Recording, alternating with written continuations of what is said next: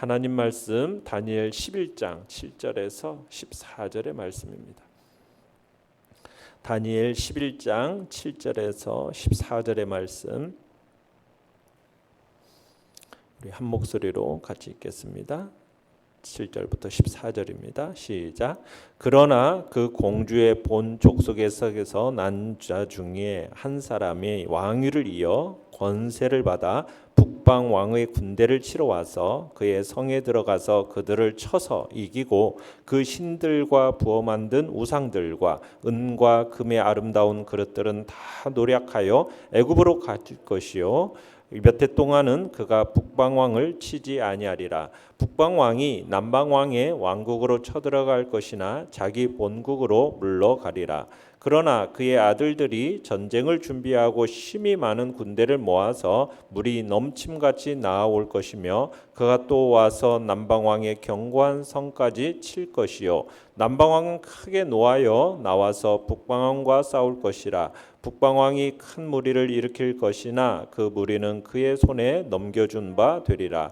그가 큰 무리를 사로잡은 후에 그의 마음이 스스로 높아져서 수만 명을 엎드러뜨릴 것이나 그 세력은 더하지 못할 것이요 북방 왕은 돌아가서 다시 군대를 전보다 더 많이 준비하였다가 몇 대 곧 몇 해 후에 대군과 많은 물건을 거느리고 오리라. 그때 여러 사람이 일어나서 남방왕을 칠 것이요 내 백성 중에서도 포악한 자가 스스로 높아져서 환상을 이루려 할 것이나 그들이 도리어 걸려 넘어지리라. 아멘.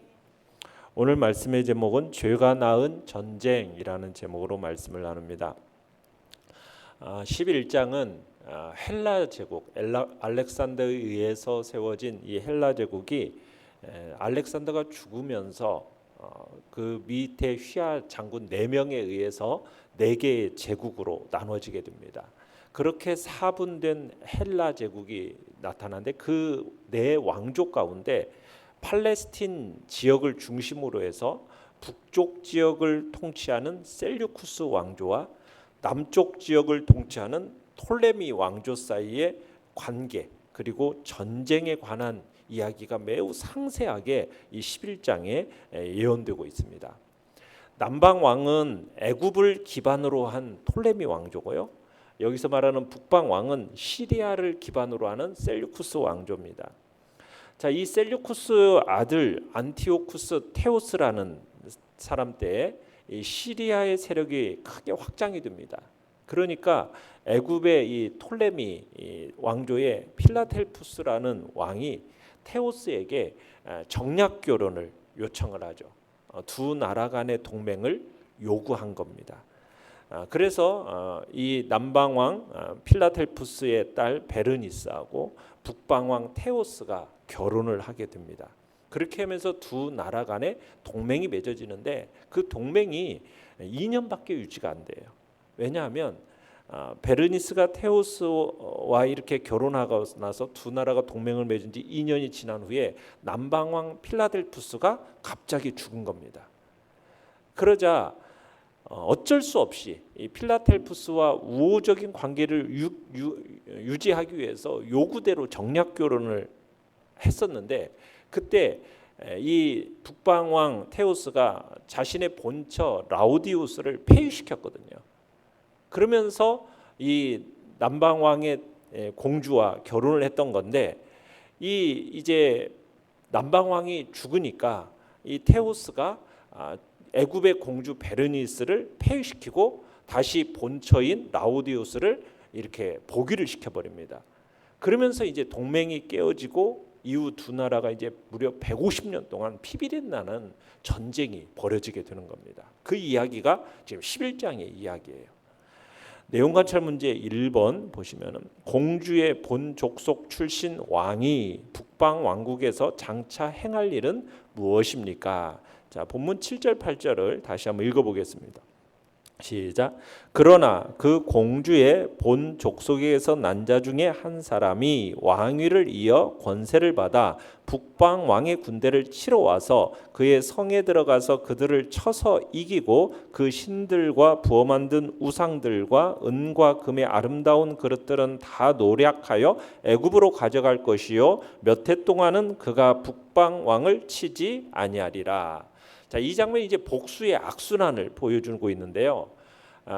이때 이제 다시 그 북방 왕의 부인인 라우디스가 이제 복위를 했는데 자기를 폐위시킨 것에 대하여서 남편에게 이 부인이 한을 품게 됩니다.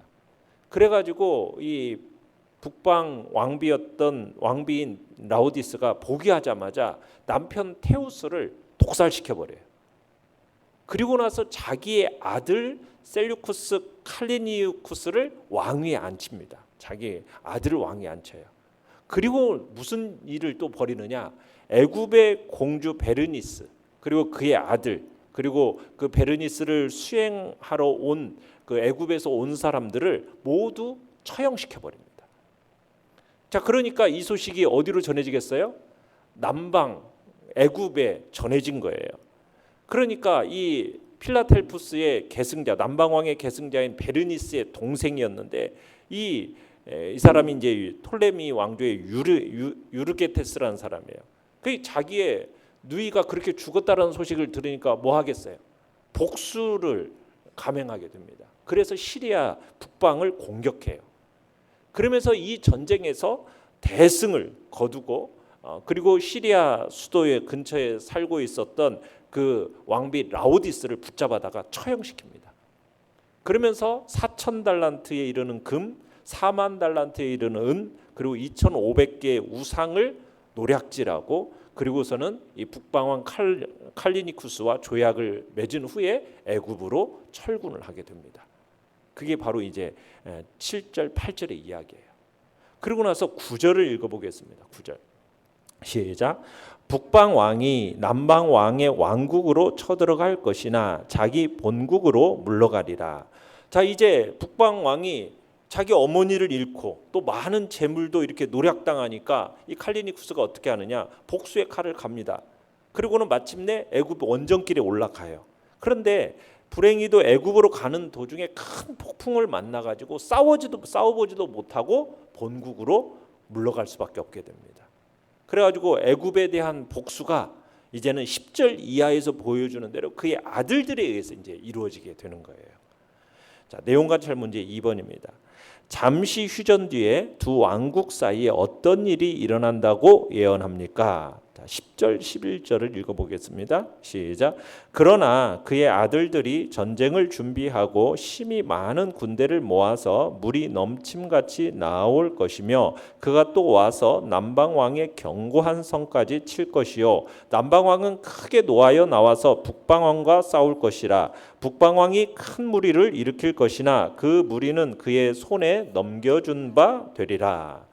자, 이 북방왕 칼리니쿠스가 이제 죽고 나서 이 아버지의 뒤를 이어서 이제 그의 아들 케라우누스가 즉위하게 되는데 아버지의 복수를 위해서 이제 군대를 일으키는 거예요. 자, 그런데 이거 패전하고 젊은 나이에 죽고 맙니다. 그러니까 그 뒤를 이어서 동생이 즉위해요. 마그누스라는 사람이 즉위를 하는데 이제 형이 갔던 무엇보다 더 큰 군대를 일으켜서 애굽을 공격합니다. 처음에는 이 팔레스틴 일대를 점령하는 큰 승리를 거둬요. 그러나 곧바로 애굽 왕의 남방 왕의 반격을 받고 패하게 되고 간신히 목숨만 건져서 본국으로 돌아가게 됩니다. 지금 그 얘기를 하고 있는 거예요.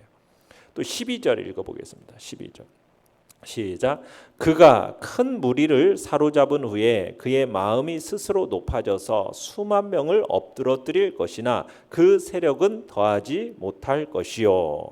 자, 이렇게 남방 왕 필로파테르가 이제 안티오쿠스를 물리치고 팔레스틴을 다시 회복해냅니다. 그러면서 그로 인해서 교만해져 버려요. 스스로 마음이 높아졌다. 교만해져요.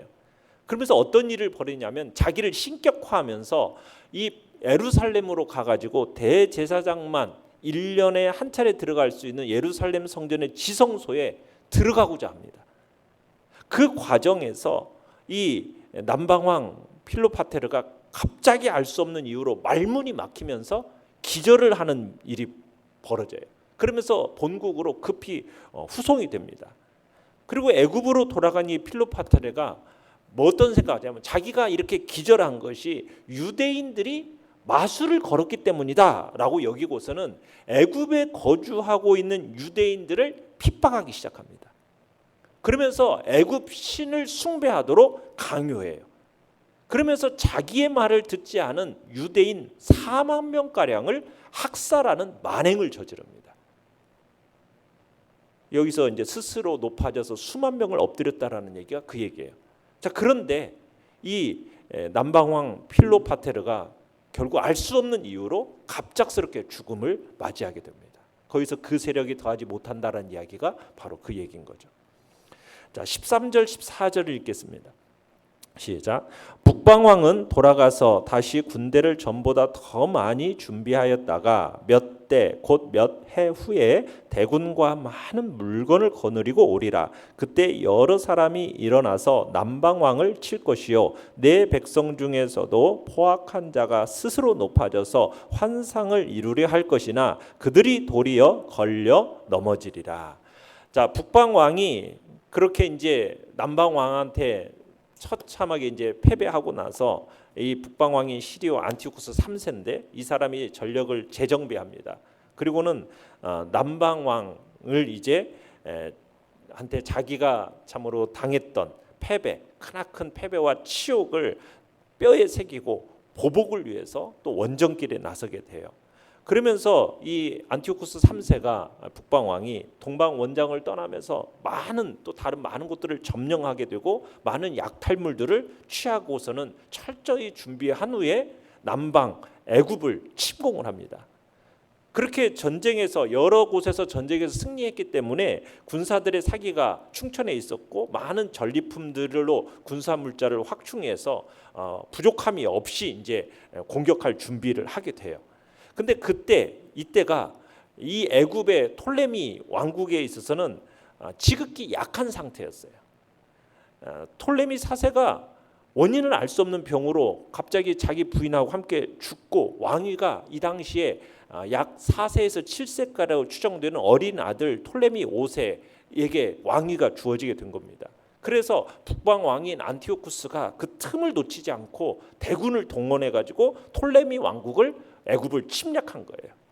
역사에 따르면 이 동맹국과 이 북방 왕이 자신의 동맹국 또 왕국 이 애굽 왕국 영토 내에 있었던 반란 분자들을 동원해 가지고 함께 톨레미 왕국을 협공했다고 그래요.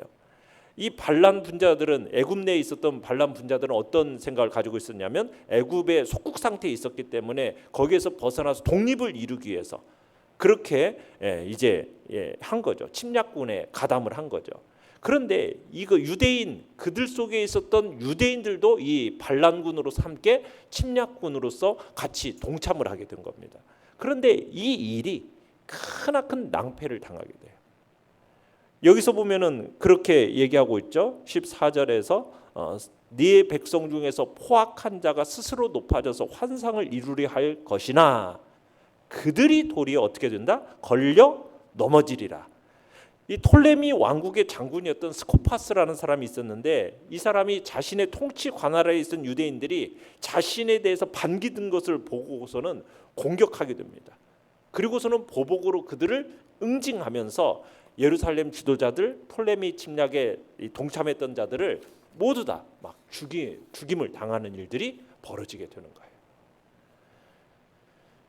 그러니까 지금 여러분 이게 예언입니다. 예언이에요. 다니엘이 지금 예언을 하고 있는 거예요. 그런데 그 예언이 어떻습니까? 정확하게 하나의 1.1획도 없이 정확하게 딱딱 들어맞는 거예요.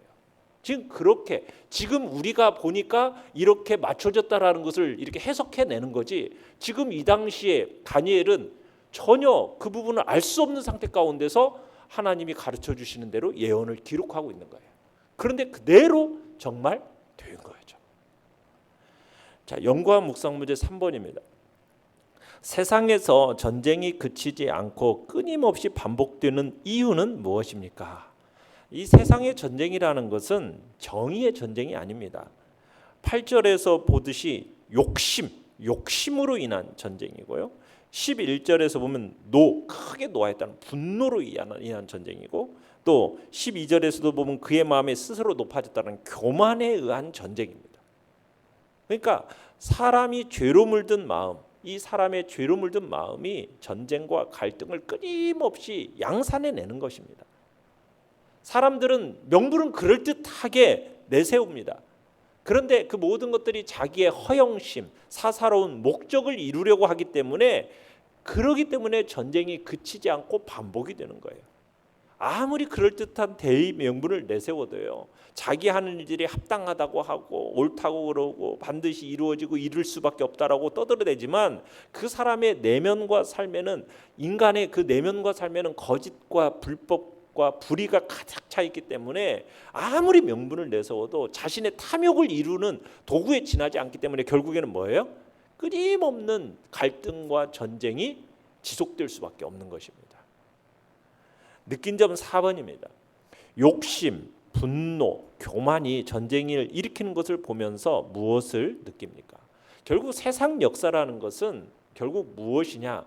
인간의 탐욕과 분노와 교만, 자기가 통제하지 못하는 그런 인간의 불완전하고 불의한 자들에 의해서 자기의 탐욕을 채우려고 하는 결국 갈등이 이런 전쟁으로 일어나게 된다라는 것을 우리가 보는 거예요. 오늘날 우리가 보는, 여러분, 러시아와 우크라이나의 전쟁도 그렇고 이스라엘과 하마스의 전쟁도 그렇고 끊임없는 뭐예요? 복수혈전이에요. 복수혈전. 그죠? 보복으로, 그리고 자신의 이기심으로, 그 모든 속에는 탐욕이 자리 잡고 있는 거죠. 이 과정 속에서 말로 형용할 수 없는 비참한 일들이 끊임없이 계속되고 또 계속되는 겁니다. 자, 그런데요, 우리가 기억해야 할 건 뭐냐면, 이런 비참한 현장들 속에서, 현장 가운데서 뭐가 지금 분명하게 드러나고 있습니까? 하나님의 주권과 섭리와 통치가 명백하게 드러나고 있음을 선언하고 있는 거예요.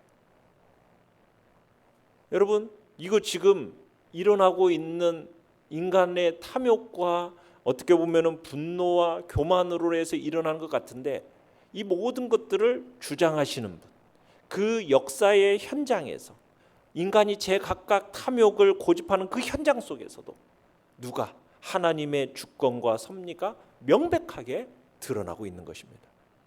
이런 성경의 증언은 결코 과장된 게 아닙니다.